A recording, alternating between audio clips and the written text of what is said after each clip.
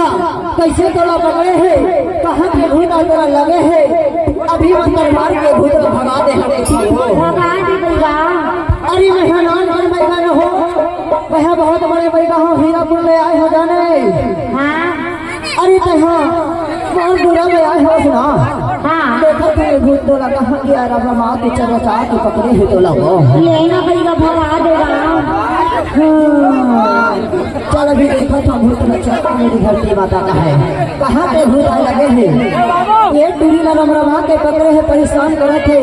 चल बेटा सुपर घोष के बताओ माया वाली कौन गाना लेके भैया देखो दे भूत आवत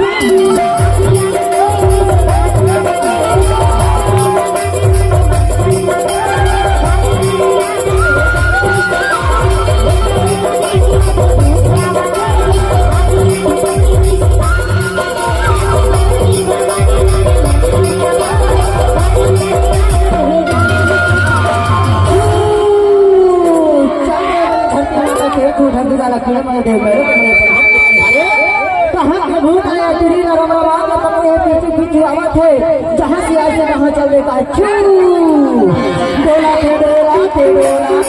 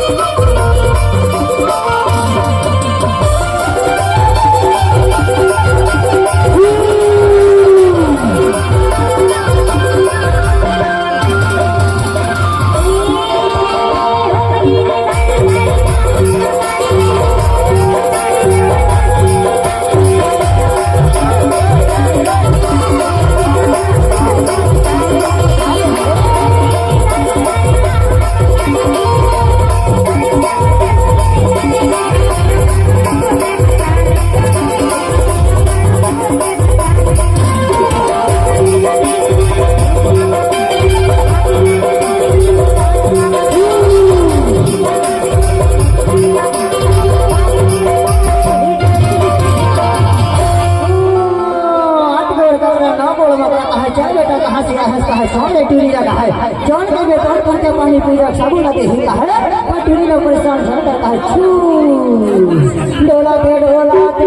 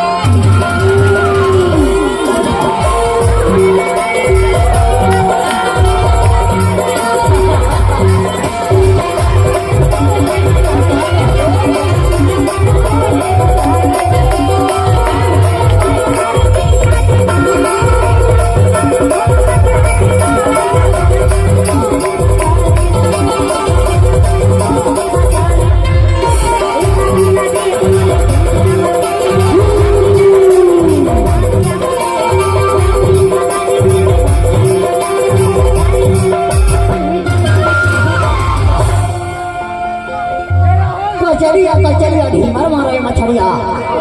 ए बेटा भूत मैं कहाँ आया है, छोड़ दे नहीं तो पटक था भी मरगढ़ घाट के न करिया, पटक था मरगढ़ घाट के न करिया। भाई का है भैया देखा तोर हाथ रानी लक्ष्मण देव कैसे भूत नहीं भागे ले ना देख लेगा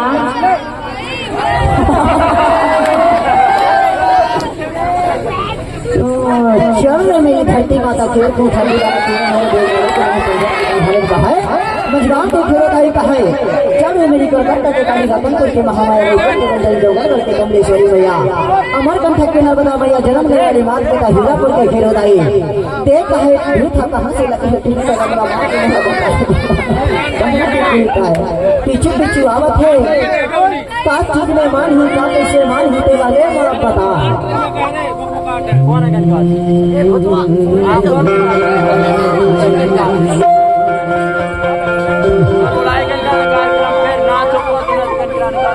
मनी मार घाट की मनी मसाला मोला माथा में हटाना पिया मामज गांव के तेराई मेरे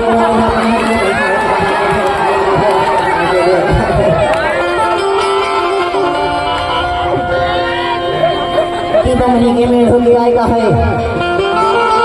कि जरा के मन में के लहन का दीवाना ने देखे तो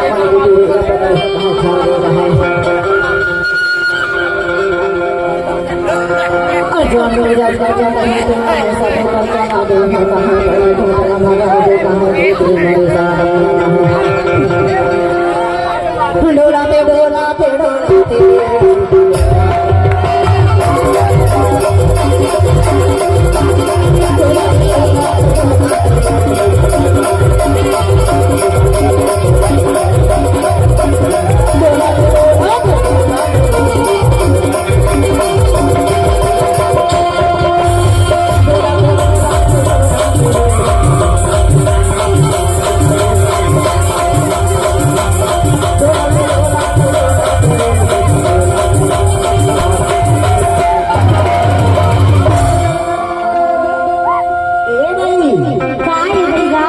ऐसे मानने वाला भूत नहीं है वो बहुत बड़े मंत्र वाला घी और जान को यहाँ कौन खर्चा लगी तो कैसे मानेगा ये बता मैं जान खर्चा नहीं तेरा दे दे ये देख ले चलो ये भूत था तो लोग परेशान करके रखेगा ये देखो कैसे मोर बारा हाल पड़े हैं करके वो ये भी नाटक भूत नहीं है बहुत बड़ा भूत है हां कहीं मन गांव को छवा है कि भूत आए हो ये बता मैं जान को खर्चा तो दे दे भूतरा लगा देगा पर ऐसे नहीं भगो तोर जमानी आ रहा है ना वो तोर ये जमानी आ देख के तोर पीछे पीछे भूत लगा है तो कैसे आज तो हमारे में भूले हो ना हमारे में नहीं के बाहर में तक आया है ओहे मैं भूत को मारना पड़ता है राम आया है कति ठंडा लगे है कति भूत निकले हो ये तो जमाने में देख लिया हां ये भूत है और माता मान भगवान नहीं चिंता कर लगा देगा बड़ा फायदा है